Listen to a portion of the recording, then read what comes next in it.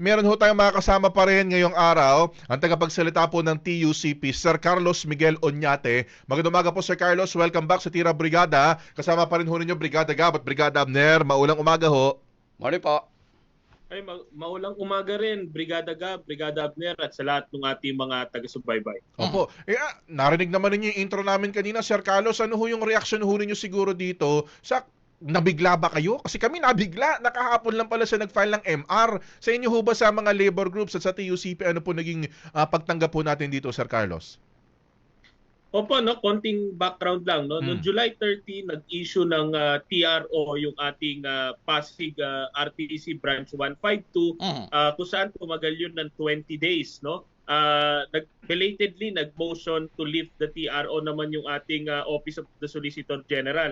Ang problema ho, nung August 13, last day ng TRO, lumabas yung desisyon ng Pasig RTC na mag-issue ng injunction o indefinite suspension ng dagdag sahod natin. Kung kaya't kahapon, no, wini-welcome natin na si Dole Secretary ay naghain ng motion for reconsideration, hindi dun sa TRO, kundi dun sa injunction na inisyu ni Judge Manungsong ng Pasig RTC Branch 152. Napakadelikado ho kasi nung injunction eh. Hindi ho kagaya ng TRO na may 20 days deadline. Yung injunction po ay indefinite. Hanggang kailan matapos yung main case, tsaka lang po pwedeng ma-lift yung injunction. At the same time, no, kami pa rin po ay wini-welcome natin, kagaya yung OSG, na nananatili pa rin dun sa ating pananaw na walang jurisdiction ang mga korte sa usapin ng dagdag sahod. Yan po ay pinagbabawal ng Labor Code. At the same time, sino po bang sumasalo nung grave at irreparable injury ng TRO o injunction? Kami po yon, no? Mga manggagawa po yon. Unfortunately, up until now, hindi po kinakilala ng korte na yung mga manggagawa ay official party to the case. Sapagkat hanggang ngayon, ang respondente lamang po dito ay yung NWPC at yung ating Regional Wage Board. Oh, so wala nangyari doon sa mga motion for intervention ng iba't ibang mga labor groups, Sir Carlos? So dinayad ba ng korte? Nananatili pa rin po silang pending kasi meron humingi ang korte noon ng 10 araw para desisyonan yung motion to intervene. Pero sabi namin parang mas mabilis na naagaw yung dagdag sahod bago tayo makilala. Dahil ang bilis, nag-TRO, nag-injunction. At the same time, yung dalawang construction companies, nag-file din sila ng comment, gusto pa nilang ma-dismiss itong motion to intervene ng mga grupo ng mga manggagawa, kagaya ng TUCP, hindi naman pwedeng dagdag sahod yung nasa kasuhan, pero ang kinakasuhan mo, gobyerno. Ni isa sa kanila nag-uusap sa korte, wala namang minimum wage earner sa kanila Ni isa sa kanila, walang manggagawa at ordinaryong Pilipino, pero tila ang nagbabayad dun sa kasuhan na nangyayari, yung mga manggagawa, no? 66 million pesos kada araw.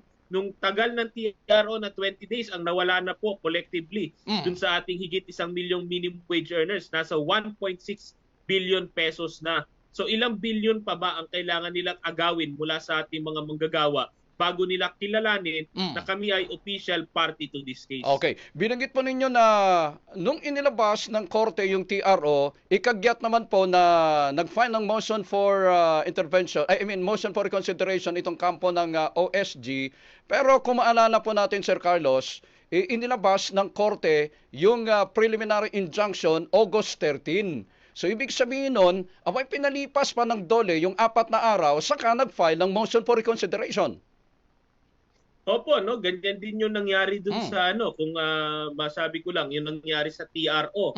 Kasi July 30 yung temporary restraining order, pero very belatedly lang sila nag-file ng motion to lift the TRO. Yun po ay hindi katanggap-tanggap sa amin sapagkat nga every araw na pumapatak kasi, ang nadadamay dito pagkain, yung gastusin, walang pambabayad na additional na 60 pesos. Kaya ngayon nga, so we urge lalo yung ating mga kinauukulan, yung OSG at yung Department of Labor and Employment, na mas agaran din, na suportahan din yung motion to intervene para hindi naman po kami outside the kulambo. No? Imagine, hindi po namin matatanggap itong mga official court order, yung mga may decision pala sa TRO, may decision sa injunction, nakikita namin una sa mga periodiko, sa balita, bago namin matanggap mismo. At nagdudulot ito ng kalituhan hindi lang sa mga manggagawa, kundi pati sa mga employers na magbabayad na ba kami o hindi. Although, binibigyan din namin,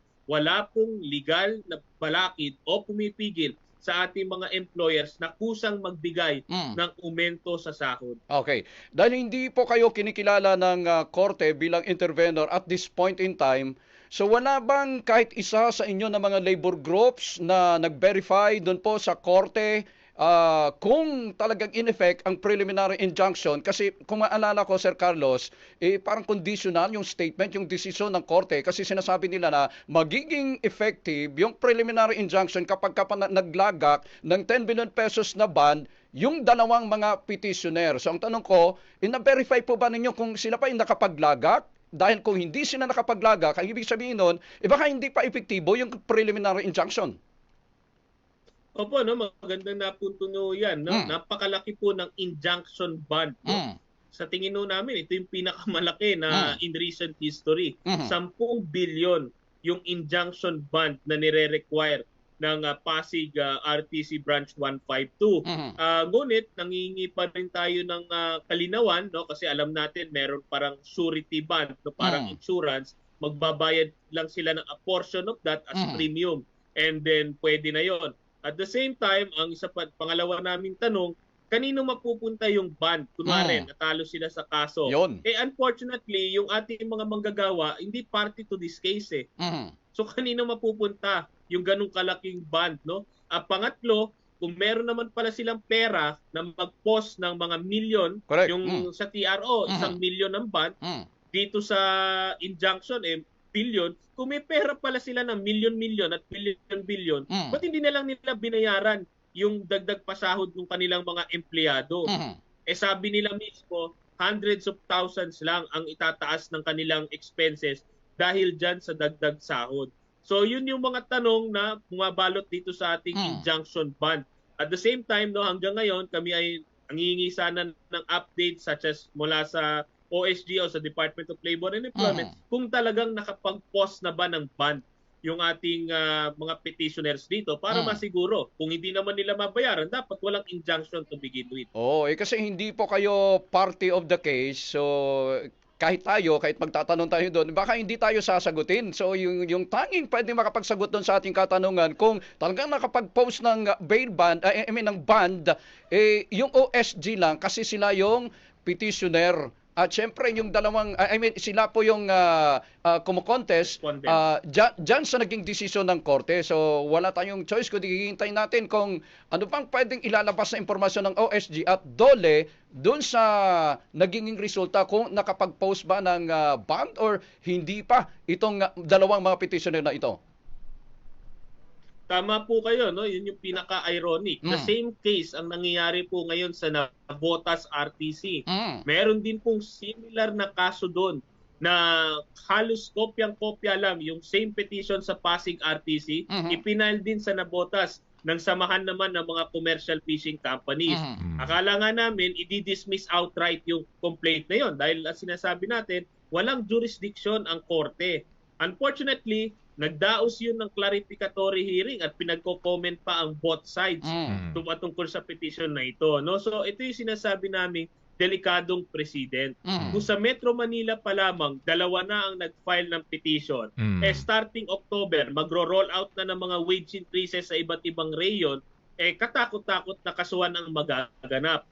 Or at the same time, merong tinatawag tayong chilling effect. Baka naman ang message na gusto nilang ipadala sa mga regional wage boards, magbigay lang kayo ng literal na mas lalong barya-barya para hindi namin kayo kasuhan sa korte. Okay.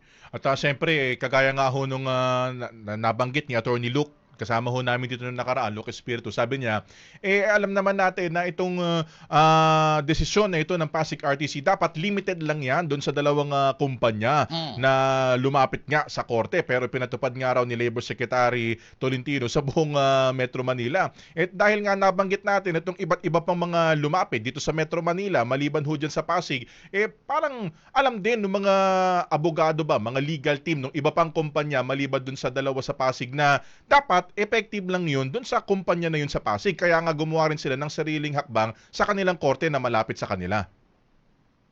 Opo, no? Tsaka kung ang lohika ng dalawang construction company, Mm. kaya sila nag-file ng kaso dahil nahirapan silang bayaran yung kanilang empleyado, supposedly, kahit hindi naman totoo yun, bakit naman dinamay nila yung higit 1,000,000 na minimum wage earners, no, sa Metro Manila? Mhm. At the same time, pangalawa namang punto ron is that yung kanila kasing petition, ito yung gusto ko rin i-point out, ang hinihingi kasi nila is declaratory relief. Mm. Yun po ay sinasabi nila question of law lang, no? Tanong sa batas. Kaya inakyat nila sa korte. Para sa amin po, no, yun po ay palusot lamang eh. Dahil ang objective pa rin nila ay suspindihin yung isang duly issued lawful wage increase order. Kung kaya napakahalaga po talaga, no? Wini-welcome natin unang hakbang yung final ng DOLE, ang mga labor groups magpa-file din ng necessary manifestation, and we are prepared to go all the way up to the Supreme Court para mapigilan na sana itong nabuksan kasi yung pinto eh. Hindi mo na alam kung anong abuso ang pwedeng mangyari dyan dahil nga dito sa nangyayaring kasuhan. Okay. Sige po, with that, Sir Carlos, makiki-update ho kami sa inyo at siyempre sa DOLE, kasi nga nabanggit natin kanina partner, wala na mga bahaging partido dito mula sa labor sector at hanging sa OSG lang tayo or sa DOLE makakuha ng update hinggil nga dito sa injunction na ito at makikibalita ulit kami sa inyo sa susunod. Maraming salamat po Sir Carlos, maraming salamat po sa oras na binigay ho rin nyo sa amin ngayong umaga at mabuhay po ang mga manggagawang Pilipino. Thank you very much po. Salamat po. Maraming salamat din po. Mabuhay po kayo.